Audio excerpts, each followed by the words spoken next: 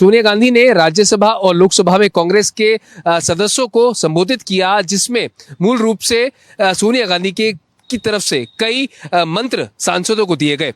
सूत्रों से मिली जानकारी के मुताबिक सोनिया गांधी ने कहा कि आने वाले 4 राज्यों के विधानसभा चुनाव में ऐसी उम्मीद है कि इंडिया अलायंस गठबंधन को बड़ी बढ़ोतरी मिल सकती है, क्योंकि इस वक्त जो देश के अंदर माहौल है वो एंटी एनडीए बना हुआ है, यानी कि लोग बीजेपी के कामकाज से खुश नहीं है और जो नेम प्लेट का मुद्दा नया लाया गया है उससे कहीं ना कहीं बीजेपी भेदभाव की राजनीति और कहीं ना कहीं जो जोड़ तोड़ की राजनीति है उसको बढ़ावा दे रही है। साथ ही साथ सोनिया गांधी ने कई और मंत्र भी दिए। उन्होंने कहा कि किस तरह से राजनीतिक मुद्दों को सदन के अंदर उठाना है, क्या क्या मुद्दे वो उठने चाहिए जो जनता के बीच जा सके और जनता को पता चले कि किस तरह से जो विपक्ष है वो उनकी आवाज बुलंद कर रहा है और सरकार ने जो वायदे किए थे वो अभी तक पूरे नहीं हुए हैं। तो इन तमाम पहलुओं पर एक तरह से मूल मंत्र यहाँ पर सोनिया गांधी के द्वारा अपने सांसदों को आज दिया गया।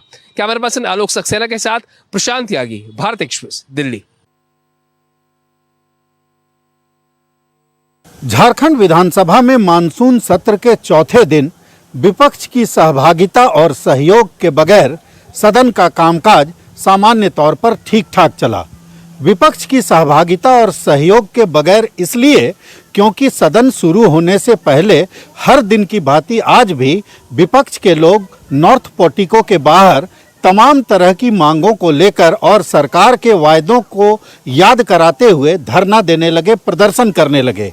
आज धरने की मुख्य बात यह थी कि आज एक लंबा सा बैनर था जिसमें वो वादे थे जो हेमंत सोरेन ने सरकार बनाने से पहले जनता से किए थे। उन वादों पर जवाब मांगने का काम विपक्ष ने प्रदर्शन के द्वारा किया। प्रश्नकाल के दौरान तमाम विधायकों ने अपनी अपनी बातें जो है वो रखी। विपक्ष के विधायकों में अगर कहा जाए तो सिर्फ अनंत ओझा ने पेयजल और स्वच्छता के मामले में एक सवाल किया जिस पर मंत्री ने जवाब दिया, लेकिन अनंत ओझा कहीं ना कहीं असंतुष्ट दिखाई दिए और उसके बाद अंततः हो हंगामा इतना बढ़ा कि मुख्यमंत्री को बीच बिचाव कर कहना पड़ा कि सारी बातों का जवाब जब मेरी बारी आएगी, मुख्यमंत्री की बारी आएगी तो हर बात का जवाब दिया जाएगा, हर सवाल का जवाब दिया जाएगा। कुल मिलाकर प्रश्नकाल के दौरान कई विधायकों ने जनता की आवाज उठाई और उसका जवाब, माकूल जवाब जो है वो मंत्रियों से लेने की कोशिश की। भारत एक्सप्रेस के लिए कैमरामैन धर्मेंद्र के साथ मधुकर आनंद, झारखंड विधानसभा, रांची। दिल्ली की राव कोचिंग में 3 छात्रों की मौत के बाद अब दिल्ली सरकार एक सख्त कानून बनाने जा रही, जो कि कोचिंग संस्थानों पर लागू होगा। यह कानून प्राइवेट स्कूल, कॉलेजों और प्राइवेट नर्सिंग होम की तर्ज पर बनेगा, यानी कि एक पैरामीटर्स और मानक तय किए जाएंगे। उनके उल्लंघन पर सीधे कोचिंग संस्थानों के ऊपर एक्शन लिया जा सकेगा और इन मानकों के तहत ही कोचिंग सेंटर अब अपनी कोचिंग को संचालित कर सकेंगे। इसके लिए एक कमेटी बनाई गई है दिल्ली सरकार की तरफ से। इस कमेटी में वो सारे प्रोविजंस रखे जाएंगे जो स्टूडेंट सलाह देंगे, उनके अभिभावक भी सलाह देंगे, साथ में कोचिंग मालिकों से भी बात की जाएगी। दिल्ली सरकार की मंत्री अतिशी ने आज कोचिंग संस्थानों के छात्रों को बुला करके सचिवालय में मुलाकात भी की, उनसे राय भी जानी और उनकी मांगों पर उन्होंने कहा कि उनकी मांगों पर पूरी तरह से ध्यान दिया जाएगा और जो भी मांगे मानने लायक होंगी उनको माना भी जाएगा। कैमरा पर्सन रमेश राय, आलोक सक्सेना के साथ आदित्य द्विवेदी, भारत एक्सप्रेस, दिल्ली।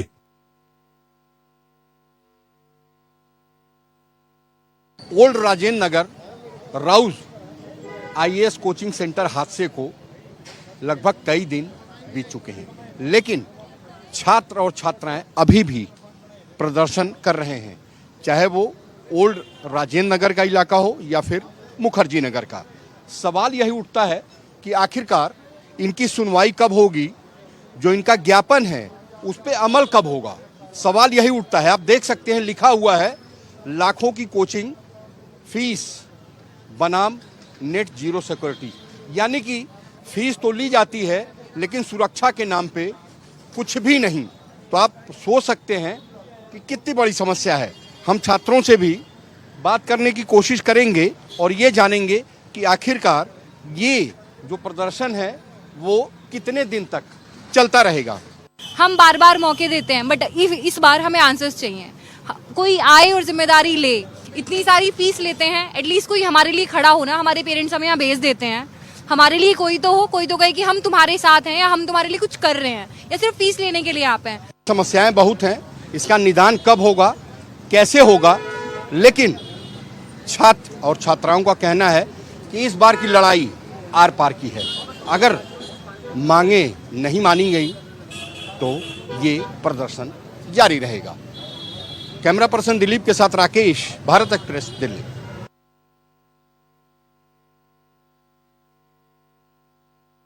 छात्रों के लिए फिलहाल सबसे बड़ी कठिन स्थिति ये है कि उनके 3 साथियों ने उनसे अलविदा कह दिया है। और एक बात जो बहुत महत्वपूर्ण है कि छात्र इस सदमे से उबर नहीं पा रहे हैं। राव आईएएस स्टडी सर्किल पर फिलहाल ताला लगा है, लेकिन सवाल इस बात का है कि जो स्टूडेंट्स यहाँ प्रदर्शन कर रहे हैं उनकी मांगों पर क्या सरकार उतनी संजीदगी से विचार कर रही है। क्योंकि एक बात जो बहुत महत्वपूर्ण है वो ये कि पुलिस लगातार ये कह रही है कि छात्र अपना धरना प्रदर्शन खत्म कर दें, लेकिन छात्रों का कहना है कि जब तक एलजी नहीं आते हैं, उनकी मांगों पर विचार नहीं करते हैं, तब तक जो है इससे यहाँ से वो नहीं हटेंगे। एक और बात है कि जब ये छात्र यहाँ धरने पर बैठे हैं तो इनके साथ साथ धूप भी है, कड़ी गर्मी है और पुलिस का एक पहरा भी है। इन तीनों के बीच में ये सवाल बेहद मौजू है कि क्या इंसाफ की ये लड़ाई कब तक चलेगी और कितने देर तक चलेगी। क्योंकि प्रशासन चाहता है कि ये धरना प्रदर्शन खत्म हो जाए और सरकार के साथ किसी तरीके से टकराव न हो, लेकिन छात्र चाहते हैं कि उनके 3 साथियों के लेकर के जो उनकी मांग है वो जल्द से जल्द पूरी हो। कैमरा पर्सन पवन के साथ मैं देवनाथ, भारत एक्सप्रेस।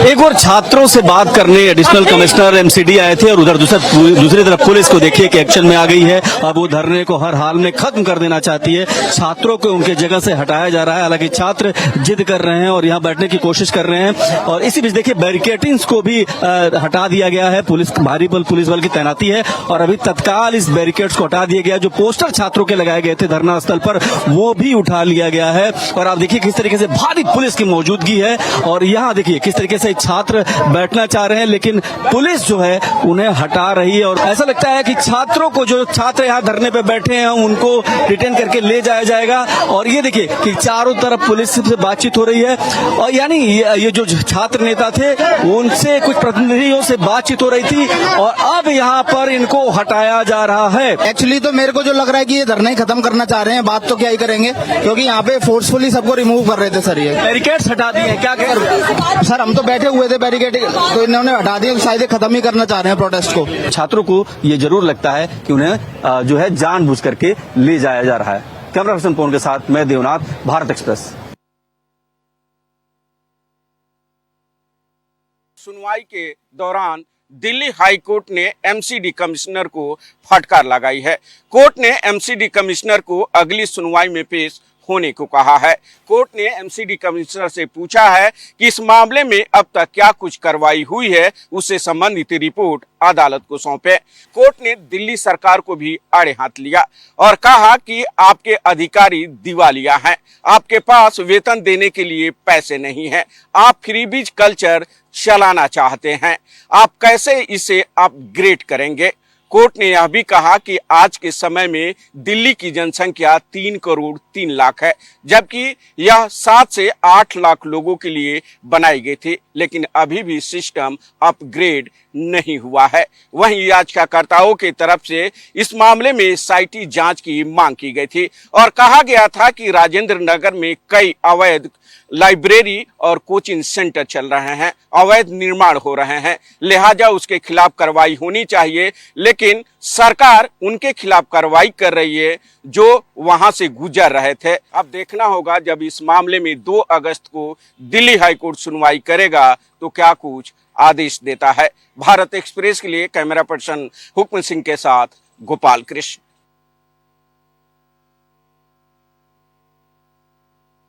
दिल्ली के ओल्ड राजेंद्र नगर के कोचिंग संस्थान में 3 बच्चों की मौत के बाद अब जिम्मेदार जाग रहे हैं। लगातार सख्त कानून बनाए जाने की मांग की जा रही है।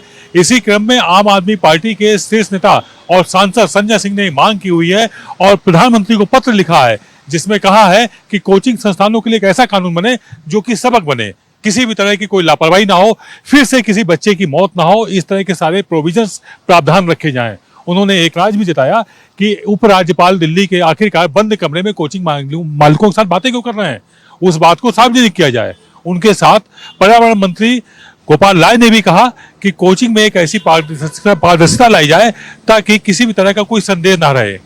स्टूडेंट से भी बात की जाए, कोचिंग मालिकों से भी राय ली जाए और अभिभावकों से भी पूछा जाए, फिर एक कानून लाया जाए। इस दिशा में दिल्ली सरकार आगे बढ़ चुकी है। कैमरा पर्सन रमेश राय आलोक के साथ आदित्य द्विवेदी, भारत एक्सप्रेस, दिल्ली।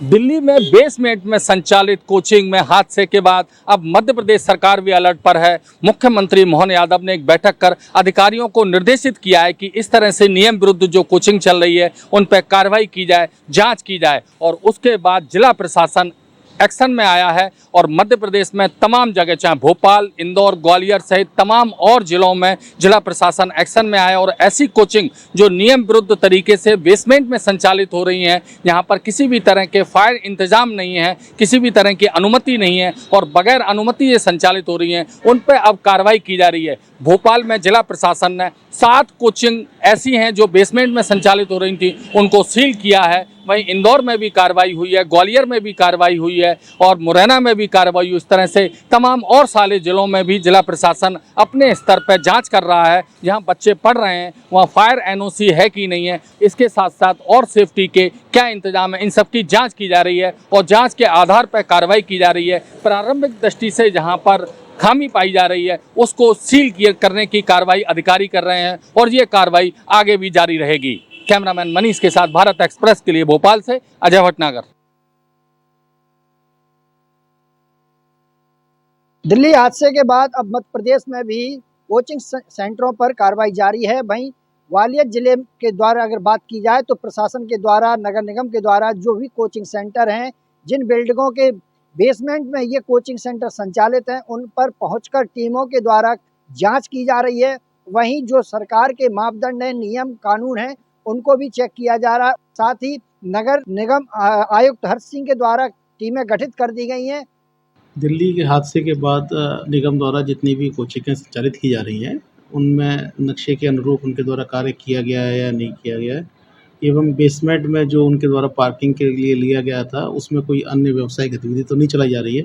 इस संबंध में जांच कराई जा रही है और अगर कोई अन्य व्यवसायिक गतिविधि बेसमेंट में पाई जा रही है तो उसको सील करने की कार्रवाई भी की जा रही है। वहीं ग्वालियर के लक्ष्मी कॉलोनी की बात करें, फूलबाग की बात करें या फिर सिटी सेंटर की बात करें, इन जगहों पर बड़ी संख्या में कोचिंग सेंटर संचालित हैं, जहां टीमों ने पहुंचकर मुआयना किया है, जांच की है। जो अवैध रूप से संचालित सेंटर पाए गए हैं उन पर कार्रवाई भी की जा रही है। मनोज चौबे, भारत एक्सप्रेस, ग्वालियर।